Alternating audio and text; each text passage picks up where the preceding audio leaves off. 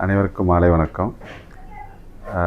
Galaxy வந்துட்டு 4ஆம் ஆண்டு முடிஞ்சு இப்போ 5வது ஆண்டு போகுது. இது வந்துட்டு எனக்கு என்னன்னாக்க, நான் இப்போ வாசிச்சுக்கிட்டே இருந்தேன், நீங்களும் எழுதுங்க அப்படின்னு சொல்கிறதுல வந்துட்டு அண்ணன் பாலாஜன் என்னை தூண்டி நானும் இந்த புத்தக விமர்சனங்கள் எழுதுறதுக்கு எனக்கு விண்மீனில் எனக்கு வாய்ப்பு கிடச்சி, முதலாவது தொடங்கியிலிருந்து சமீபத்தில் வர 13வது வரைக்கும் இப்போ நான் எழுதிக்கிட்டு இருக்கேன்.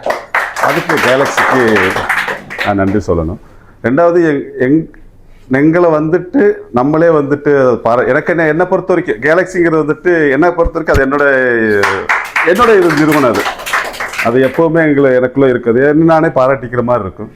அதே மாதிரி விண்மீன் வந்துட்டு இப்போ 1 வருஷம் முடிஞ்சு பண்ணிகிட்டு இருக்கோம். இப்போ இது இன்னும் மேலும் மேலும் மேலும் மேலும் வளரும்ல எனக்கு பூரண நம்பிக்கை இருக்குது. ஏன்னா எங்களை சுற்றி இருக்கிறவங்க எல்லாருமே நல்ல உள்ளங்கள். நாங்கள் வளர்றதில்ல, எப்போவுமே எங்கள் கூட இருக்கிறவங்க. அதனால் எங்களுக்கு எந்த பயமும் கிடையாது. நாங்கள் இன்னும் மேலே போகிற எங்களுக்கு நம்பிக்கை இருக்குது. அதை விட இப்போ மேடையில் கௌரவிக்கப்படுற ஒருத்தர் பார்வையாளரில் பரிச்சயமாக ஒருத்தர் பார்த்து புன்னகைப்பாங்கல்ல, அது மாதிரி தான் எனக்கு வந்துட்டு இப்போ மாதர்சி புத்தகம். இதில் முதல்ல எழுதுன உடனே அந்த குழந்தைய கொடுக்குற மாதிரி தான் எழுத்தாளர் பர்வேஸ் சிவகுமார் வந்துட்டு எழுதின உடனே என்னோட கையில் கொடுத்தாரு. ராஜா அதை பூரா பண்ணி இதில் வந்திருக்கிற எல்லா கதைகளுமே நான் வாசிட்டேன். அதில் எனக்கு அது ரொம்பவுமே பெரிய பெருமை இருக்குது. இது இவருடைய 13வது புத்தகம்.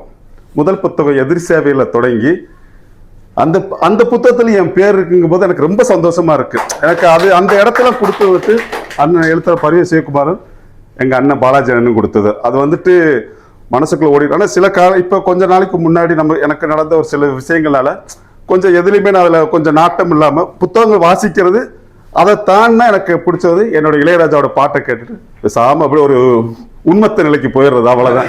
வேற ஒன்றும் எனக்கு வேற எதுவும் தெரியாது. தோழர் கூட சொன்னாங்க, ஏன் இப்போ நீங்கள் எதுவுமே ஒன்றும் பேசுறது இல்லை, ஒன்றும் இல்லைன்னு சொன்னாங்க. சில விஷயங்கள் இருக்கு, நம்ம அதில் கொஞ்சம் ஒதுங்கி இருந்தோம்னா நல்லா இருக்கு, கொஞ்சம் நிம்மதியாகவும் இருக்கு அப்படின்னு தோணுச்சது. ஐயா பேசும்போது ஒரு விஷயம் சொன்னாங்க, அந்த எப்பொழுதுமே அறம் பேசக்கூடாது அப்படின்னு சொல்லி ஒரு 3 விஷயம் நான் இதில் சொல்லணும்னு நினைக்கிறேன். ரொம்ப பேச வேணாம்னு நினச்சிட்டு இருந்தேன்.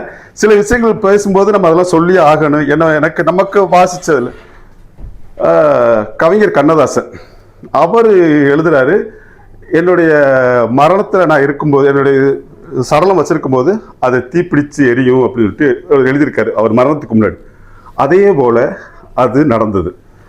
அதுக்கடுத்து கவிஞர் வாலி எழுதுறாரு,